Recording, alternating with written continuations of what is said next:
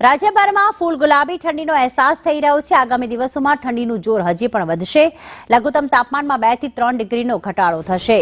ઉત્તર પશ્ચિમના પવનોની દિશા બદલાતા ઠંડી વધશે। રાજ્યના અનેક જિલ્લામાં તાપમાનનો પારો ગગડ્યો છે। નલિયા 15 ડિગ્રી લઘુત્તમ તાપમાન સાથે ઠંડુગાર થયું છે।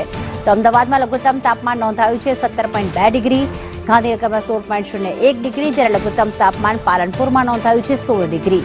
ડીસામાં 17 ડિગ્રી લઘુત્તમ તાપમાન નોંધાયું। સાથે રાજકોટની વાત કરીએ કે જ્યાં પણ 18.4 ડિગ્રી તાપમાન નોંધાયું છે।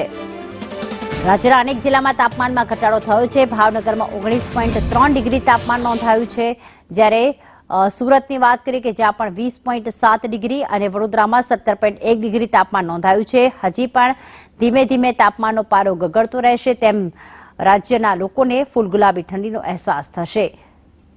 તો આગામી દિવસોમાં ઠંડીનું વધશે જોર। અલગ અલગ જે લઘુત્તમ તાપમાન ગાંધીનગર, પાલનપુર, અમદાવાદમાં નોંધાયા છે તે લગભગ 16 ડિગ્રીથી લઈને 20 ડિગ્રી સુધી નોંધાયા છે। ઉત્તર પશ્ચિમ પવનોની દિશા બદલાતા હજી પણ ઠંડીનું જોર વધી શકશે અને લોકો આ ફૂલ ગુલાબી ઠંડીનો અનુભવ કરશે।